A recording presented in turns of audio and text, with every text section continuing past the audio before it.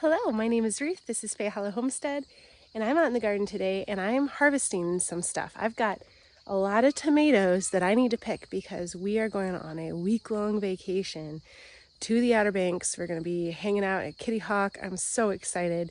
But these tomatoes, if they're not exactly ripe right now, they're going to be ripe while we're gone, and I need these tomatoes because I've got a lot of plans for them. So I'm going to harvest them, and let me show you what I'm going to do with them on a day that we are getting so ready for leaving. You know, packing day is a really, really strenuous day.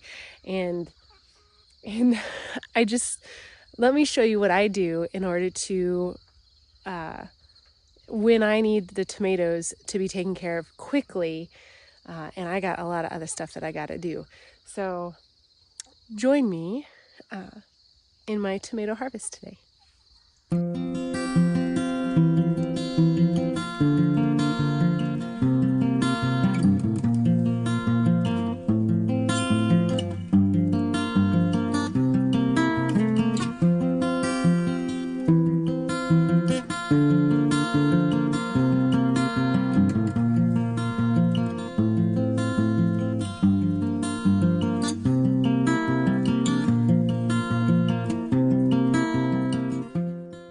Okay, so I got the tomatoes.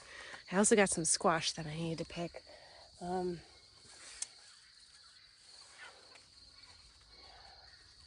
Yeah, there's a few patty pan that I need to get as well. Grab those before it's too late. Patty pan is officially my favorite squash. Like, there is no close second because it is just such an amazing consistency, and it tastes so good, and there's no seeds really if you get it young. So I love my patty pan. That's going to be a staple forever in my garden. But I wanted to show you the tomatoes that I find most lovely. First off, this is a paste tomato. This is just the regular paste tomato, generic, is it Amish paste? This is the one that everybody plants, right? But this is a variegated variety. And look at that gold. I mean, it looks like somebody painted gold on it. And I'm seeing it in the screen now as I'm videoing it. It doesn't do it justice. It's shimmery. It's absolutely gorgeous. Here's another one. Like, I don't know. Oh, it's so pretty. Okay, the chocolate cherries.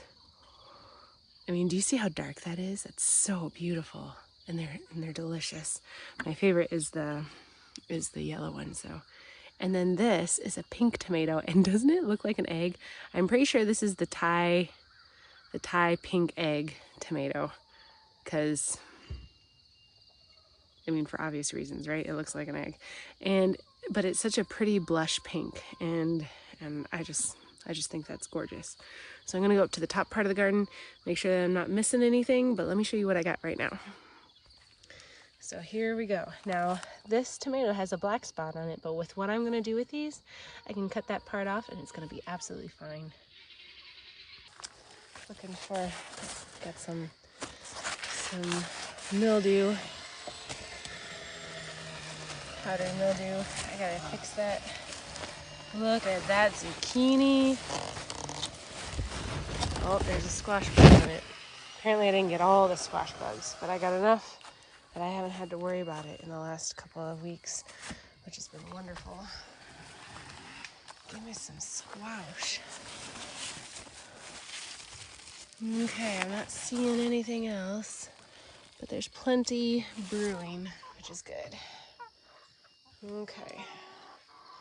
And these purple beans, they might just have to wait. I think I just have purple seeds at this point. Okay, I'm not going to go into huge detail about harvesting these because I'm not really here to get these, but let me reach in here and show you this. These are the cherry tomatoes that come up every year on their own.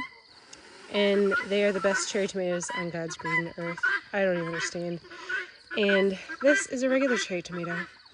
Look at the difference in size. Isn't that crazy? I mean, these things are smaller than my pinky, but they are so good, and I'm going to eat it right now. That was a good choice. Really good choice. Exactly what I wanted. I might come out here and cut all the zinnias before we leave too, just so when we come back there's plenty more. Okay, well, yeah, I think the purple beans are just going to be purple seeds. I think we're past our prime on that. I missed it. Is what happens when you don't get out into the garden for a while. I missed it. There's still some that are good, but if we're leaving, I just don't know if I have time for all this. So I wouldn't be able to do very much anyway.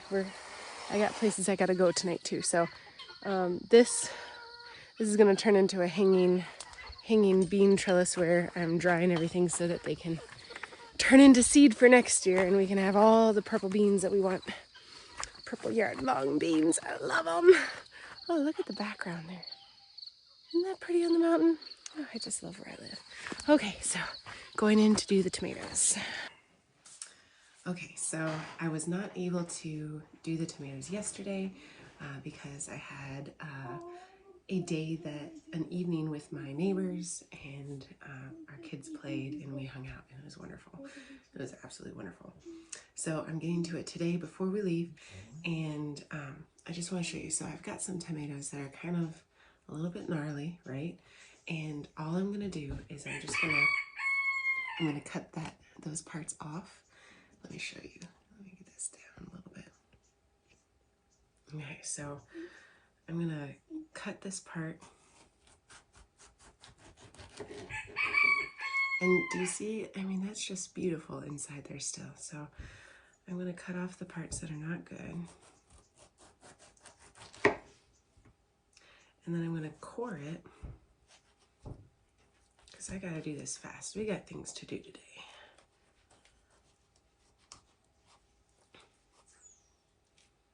I'm gonna take that out. And so I've got this, and then underneath, I'm gonna make an X. I'm gonna cut off that little button on the end. And now I'm gonna take this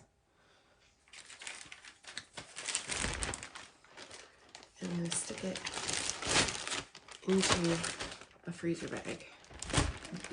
And I'm just gonna keep doing that for all my tomatoes. I've got a couple of freezer bags out here. I got a 5-gallon bucket that's half full of tomatoes. Just getting rid of the core. Now these tomatoes I'm going to use for sauce. And so